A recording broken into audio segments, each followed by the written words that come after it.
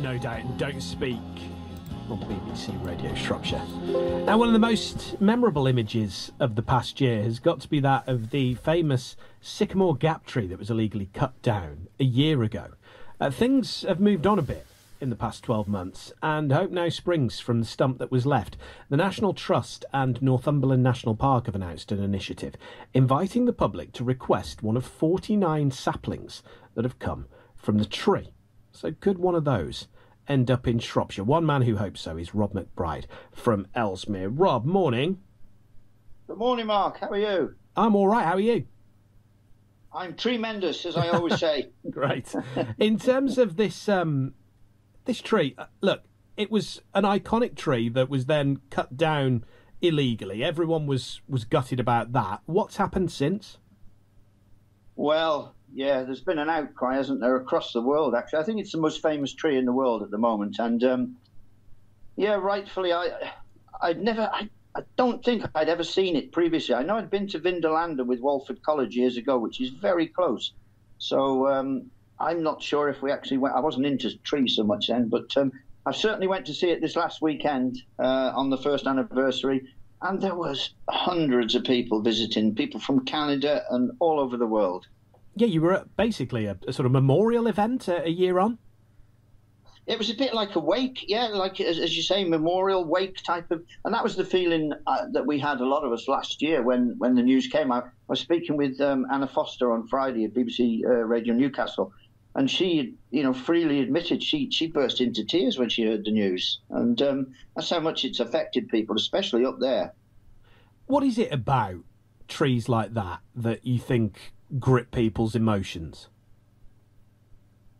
I think it's the intrinsic connection that human beings and trees have going back millennia, really. We've relied on, obviously before concrete and metal, we've relied on trees throughout our history, and we continue to do so. Without them, and plus, obviously, they provide, the kids, and even kids know, they provide oxygen, the air we breathe, and so many other benefits that in this day and age now with the climate emergency, we're trying to rely on trees, more and more and more.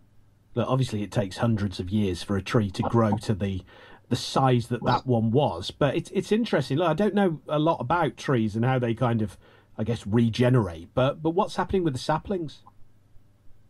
The saplings, they've obviously grown on from seed. I'm hoping, I need to check if they took any what we call scions, any cuttings, if you like, that they can grow an actual genetic copy of the tree, which we did for the Pontfadder oak. We took scions of that. One of the Shropshire tree officers helped us take the scions for that.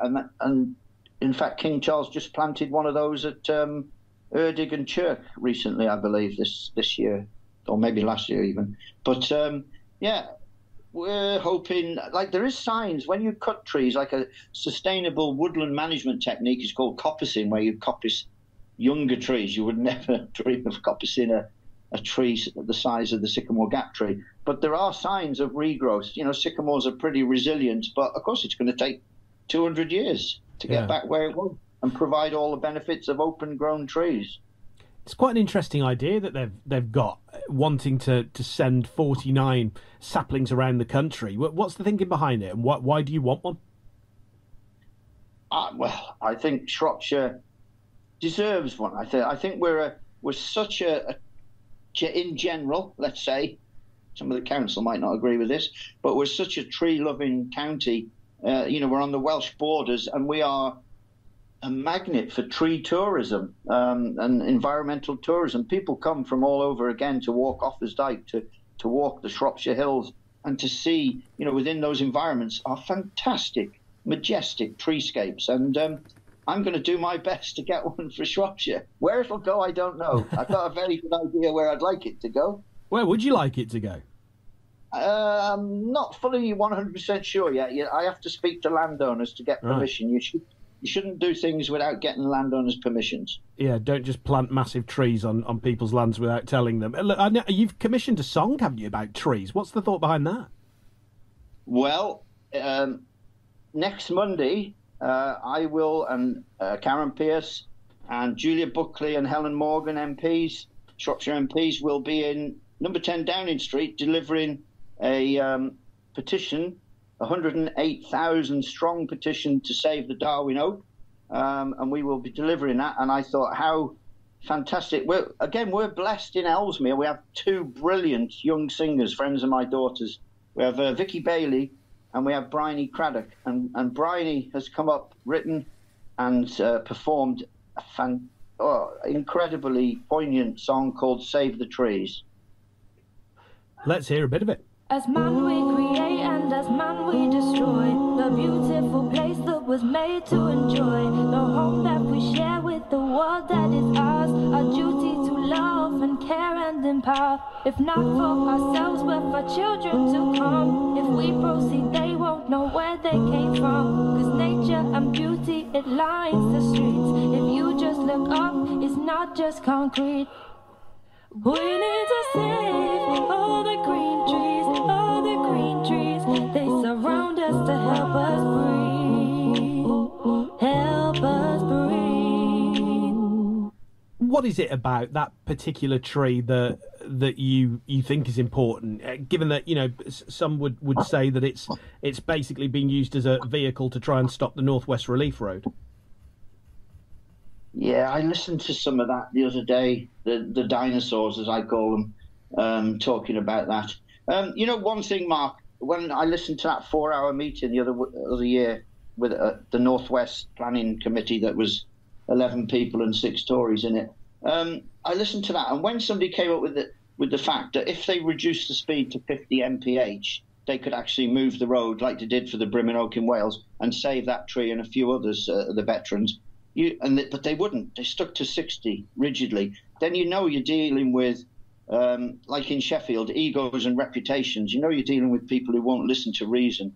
And again, listening to their latest talk, informally named. I expect the Sycamore Gap was informally named.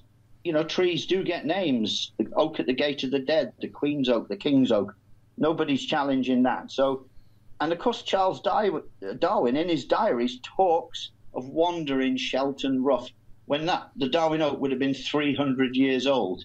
So there's no doubt in my mind that there's an association, whatever the council want to say, and try and rubbish the tree. But people can vote for it and make it even more famous. It's in Woodland Trust Tree of the Year contest at the moment. So just get voting for it, and let's get Shrewsbury on the map in a positive way. We love positivity. What else are you up to at the moment? Is it a quiet time of the year for you now when winter comes around? It's been manic. It's been a bit manic, really, this last week with the Sycamore Gap and trying to get my book, the Offansdyke, Great Trees of Offansdyke book, finished. I've got a few talks lined up and trip to the largest tree fiesta in the world at the end of October. It's more of a holiday. Don't let my wife hear me say that. It's in Aragon in Spain, and that's about black poplars, thousands upon thousands of black poplars, trees, people and culture. It's just brilliant. Rob, really appreciate your time this morning. Thank you very much. Cheers, Mark. Lovely chatting, mate. Thanks a lot. That's Rob McBride, who wants to get one of the 49 saplings from the Sycamore Gap tree that was illegally felled a year ago, and wants to bring one of those to Shropshire, just to, I guess, provide a little bit of balance on the subject of Darwin Oak. The council will say that if you want the Northwest Relief Road, there is nowhere else to route the road through, and that they will plant many, many more trees than they fell in the process of building that road, if it indeed does come to fruition. There's obviously Rob not a massive fan of the Conservative Party. Other views, you know, you are welcome to express them on BBC Radio Shropshire 0808 100 96 96, or you can send us a text 81333. Start your message with the word Shrop. We love to give a platform to all kinds of points of view on this radio station, and of course we will keep you up to date with everything that's rumbling on and on and on and on for years on end when it comes to the will they, won't they, and building the last bit of the ring road around Shrewsbury, of which the The tree that has become known as the Darwin oak, as named by the campaigners against the road, is caught up in that argument.